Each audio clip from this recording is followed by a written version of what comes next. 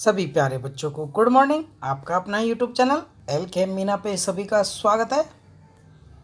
और आज की वर्कशीट हमारी शिक्षा निदेशालय राष्ट्रीय राजधानी क्षेत्र दिल्ली की तरफ से जो वर्कशीट है हमारी वर्कशीट नंबर 65 और विषय हमारा हिंदी और एक कक्षा 9th के बच्चों के लिए है। तो इसमें जो सवैया रसखान है, जो सवैये हैं रसखान जी द्वारा लिखित, तो उनकी हम पुनरावृत्ति करेंगे। ओके बेटा, यहाँ पे सभी बच्चे अपना नाम लिखें, यहाँ पे अपने कक्षा अध्यापक का नाम लिखें। आज की तारीख हमारी 9/12/2020, दिन हमारा बुधवार का है। तो वर्कशीट शुरू करने से पहले अगर आप मेरे यूट्यूब चैनल पर नए हो तो सबसे पहले प्लीज़ यूट्यूब चैनल को सब्सक्राइब करें और बेल आइकन को भी ज़रूर दबा लें, जिससे जब भी अगली वीडियो डाली जाए तो उसका नोटिफिकेशन आप सबको मिल सके और आप सब अपनी अच्छे से पढ़ाई कर सको। ओके बेटा, तो शुरू करते हैं आज की वर्कशीट की। परिचय में हम देखेंगे रसखान जी का जन्म 1548 ईस्वी में हुआ, ऐसा माना जाता है। उनका मूल नाम सैयद इब्राहिम था। वो अपने दिल्ली के आसपास के रहने वाले थे और कृष्ण के भक्ति के प्रति उनका ऐसा मुग्ध मतलब घना प्रेम गोस्वामी विट्ठल दास से उन्होंने शिक्षा ली थी। उनके गुरु थे गोस्वामी विट्ठल नाथ से दीक्षा उन्होंने ली और ब्रजभूमि में जा बसे, ब्रजभूमि मथुरा में जा बसे। सन 1628 ईस्वी के लगभग उनकी क्या हो गई, मृत्यु हो गई। प्रस्तुत सवैये में रसखान जी ने कृष्ण और कृष्ण भूमि के प्रति अपना समर्पण भाव व्यक्त किया है। कि देखो अब इस चीज़ में बेटा परिचय में हमें ध्यान रखना, कभी कभी ये हमसे 2 नंबर का पूछ लिया जाता है कि भाई रसखान जी का पद परिचय कवि परिचय लिखिए। तो इसमें रसखान जी का जन्म, मूल नाम, भाई उनका बचपन का नाम क्या था, सही मूल नाम क्या था, ठीक है, सैयद इब्राहिम, और वो अब कहाँ के रहने वाले थे और किन के प्रति किन से उन्होंने शिक्षा ली और कब उनकी मृत्यु हुई और क्या इसमें क्या क्या उन्होंने कविताएं लिखी। तो ऐसे 2-3 नाम हम उनके लिख देंगे तो ये हमारा कवि परिचय हो जाएगा। तो शुरू करते हम सवैया जो इन्होंने लिखा रसखान जी द्वारा, ये उनका फोटो बना हुआ है, ठीक है। कि मानुष हो तो वही रसखानी, बसो ब्रज गोकुल गांव के ग्वारन।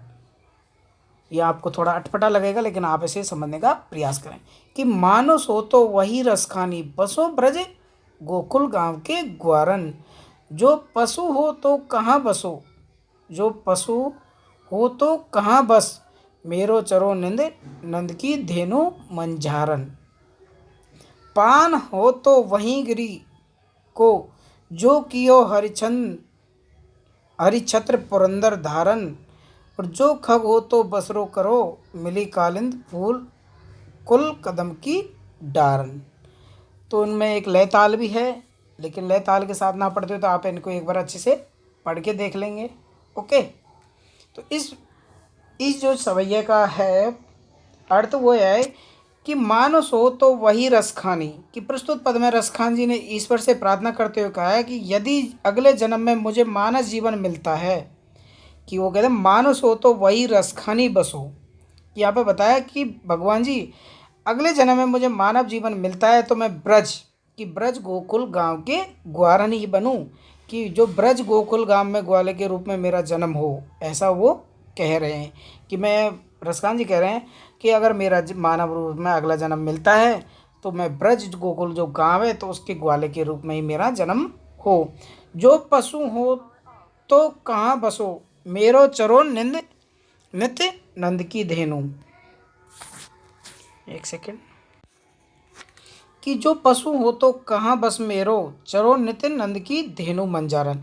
अब यहाँ पे आ क्या, यदि मेरा जन्म पशु जीवन में होता है, कि जो पशु हो तो, कि वो कह रहा है यदि मेरा जन्म पशु जीवन में होता है तो हे ईश्वर मेरी आपसे विनती है कि मुझे जन्म नंद की गायों के बीच में देना। कि वो कह रहा है कि मुझे कहाँ देना, जो नंद की गाय हैं उनके बीच में देना, अर्थात मुझे नंद की गायों के साथ चरने का मौका मिल सके। तो क्योंकि श्री कृष्ण भगवान गाय की जो नंद की गायों को चराते थे तो इसलिए उनको कह रहा है कि पान हो तो वहीं गिरे। तो वो कह रहा है कि श्री कृष्ण चराया करते थे, आप मुझे पत्थर। अब आगे कह रहा है पान हो तो वहीं गिरे, जो कियो हरिछत्र पुरंदर धारण। और अगर आप मुझे पत्थर बनाते हैं, देखो कैसे उनके कृष्ण के प्रति प्रेम भाव है। कि यदि आप मुझे पत्थर बनाते हैं तो मुझे उसी गोवर्धन पर्वत का बनाना जिसे श्री कृष्ण ने अपनी उंगली पे उठाया था। और इंद्रदेव की बारिश से गोकुलवासियों को बचाकर उनका घमंड तोड़ा था। तो आपने ये सब देखी होंगी, ये घटना सुनी भी होंगी अच्छे से। ठीक है। जो खब हो तो बसो बसेरो करो मिल कालिंद फूल कदम की डारन। और अंत में कहते हैं रसखान जी की, ये कहते हैं कि अगर मेरा जन्म पक्षी के रूप में हो तो मेरा बसेरा यमुना नदी के किनारे जो कदम के पेड़ पर है उसी पे करना, जिसके नीचे श्री कृष्ण बांसुरी बजाया करते थे। देखो इन्होंने कितना अच्छा भगवान के प्रति अपना जो प्रेम भाव है वो समर्पित किया है, और इस सवई के माध्यम से बताया भी हमें कि कृष्ण के प्रति जो मतलब हमें किसी भगवान की अगर भक्ति करनी है तो बिल्कुल सच्चे मन से ही करनी है। ओके बेटा, तो इसे देख लेते हैं इस वर्कशीट के क्वेश्चन आंसर कि ब्रजभूमि के प्रति कवि का प्रेम किन किन रूपों में व्यक्त हुआ है। तो इसमें हमने देखा है कि प्रस्तुत सभा में रसखान जी ने ब्रजभूमि के प्रति अपना प्रेम व्यक्त किया है। इसी प्रकार आप अपने देश के प्रति अपने विचारों को लिखेंगे। तो सभी बच्चे अपने अपने विचार लिख सकते हैं देश के प्रति। जिस पंक्ति में कवि रसखान जी का नाम आया उस पंक्ति को लिखिए, और इस सवैये को पढ़कर आपको निम्नलिखित शब्दों के क्या अर्थ समझ में आए तो उन शब्दों को अर्थ भी हमें लिखने हैं। ठीक है बेटा, तो आप सब भी इसके क्वेश्चन आंसर छाट के कर सकते हैं इस सवैये के माध्यम से। ठीक है, और आप बाद में पहले खुद मिला के देखेंगे, जैसे बेटा आप कहाँ कहाँ गलती करते हो तो उसका भी मिलान आप मेरे क्वेश्चनों से कर लेना। ओके बेटा, तो मैं इसके क्वेश्चन बता रहा हूँ। तो हम पहला क्वेश्चन देखेंगे, ब्रजभूमि के प्रति कवि का प्रेम किन किन रूपों में व्यक्त हुआ है। तो आपने देखा कि ब्रजभूमि से कवि का गहरा प्रेम है। इस जन्म में ही नहीं अगले जन्म की भी वो बात कर रहा है कि ब्रजभूमि का वासी बने रहना चाहता है।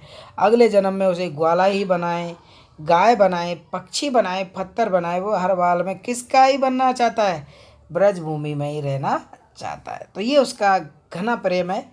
ओके, अब देखते हैं हम दूसरा क्वेश्चन कि प्रस्तुत सभी में रसखान जी ने ब्रजभूमि के प्रति अपना प्रेम व्यक्त किया। इसी तरह आप अपने देश के प्रति अपने प्रेम भाव लिखेंगे। तो देखो बेटा, मेरा प्रेम भाव है वो मेरा अनुसार अलग है, आपका अपने अनुसार अलग होगा। ओके, तो आप अपने अनुसार भी लिखें। मैं देश से बहुत प्रेम करता हूँ। कितना प्रेम करता हूँ, बहुत ज़्यादा करता हूँ। कितना ज़्यादा कि बहुत बहुत बहुत ही ज़्यादा। यह तो बड़ी अच्छी बात है। यह बताओ तुम किस देश से प्रेम करते हो। तो दो भाई, जो मैं अपने दोस्त को ही बता रहा हूँ तो उसका दोस्त पूछ रहा कितना प्रेम करते हो, तो मैं आगे बता रहा हूँ उसको कैसे, इसका क्या मतलब है, मतलब किस तरह है। वो कह रहा है कि मतलब किस तरह, क्या मतलब। देखो माँ बच्चे को बहुत प्यार करती है, उसे चूमती है, सहलाती है और गले से लगा लेती है। तुम देश से कितना प्रेम करते हो। तो माँ के प्रेम से बहुत बड़ा प्रेम मेरा देश प्रेम है। देश प्रेम को हम शब्दों में व्यक्त नहीं कर सकते। जितना देश ने दिया है उतना हम कभी लौटा भी नहीं सकते। आज हमें बलिदान देने की ज़रूरत नहीं है, बल्कि अगर हम अपने अपने कर्तव्यों को ईमानदारी से निभाएं, ईमानदारी से पूरा करें तो यही देशभक्ति है और देश प्रेम है। मैं अपने कार्य को ईमानदारी से पूरा करके थोड़ा सा योगदान देश के विकास में देने का प्रयास करता हूँ। तो आप सभी बच्चे अपने अपने विचार भी लिख सकते हैं। दो दोस्त आपस में बात करते हुए भी जो बातें टॉपिक वो भी आप लिख सकते हैं। ठीक है। तीसरा है, जिस पंक्ति में कवि रसखान जी का नाम आया है उस पंक्ति को आप लिखेंगे। तो मानुस हो तो वही रसखानी, तो आया ना इसमें नाम, मानुस हो तो वही रसखानी और बसो ब्रज गोकुल गांव के ग्वारन। तो इस तरह आप उस पंक्ति को यहाँ पे लिखेंगे। अब देखते हैं चौथा क्वेश्चन कि इस सवैयों को पढ़कर आपको निम्नलिखित शब्दों के क्या अर्थ समझ में आए, उन अर्थों को लिखना है। देखो पशु, तो पशु यहाँ पे ये दिया है तो इसका हम अर्थ लेके पशु हो गया। ठीक है। मानुष का मतलब मनुष्य, ग्वारन का मतलब जो गाय चराने वाला होता है, गायों को चराने वाला, धेनु मतलब गाय, और पान का मतलब होता है बेटा पत्थर। ओके स्टूडेंट,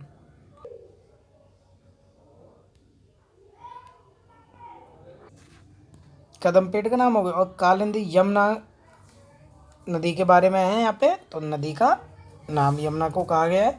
ओके, तो सभी प्यारे बच्चे से अच्छे से अपनी हिंदी की कॉपी में करेंगे। ठीक है, और सभी बच्चे कोविड-19 के विरुद्ध लड़ाई में सुरक्षित रहने के लिए मास्क बेटा ज़रूर पहने और अपने हाथों को नियमित रूप से साबुन और पानी से धोते रहें। ठीक है बेटा, तो आप इसको याद भी कर लेंगे अच्छे से क्वेश्चनों को। आगे मिलेंगे अगली वीडियो के साथ, तब तक के लिए बाय बाय, टेक केयर। और प्लीज़ वीडियो को लाइक शेयर और सब्सक्राइब ज़रूर करें। Thank you.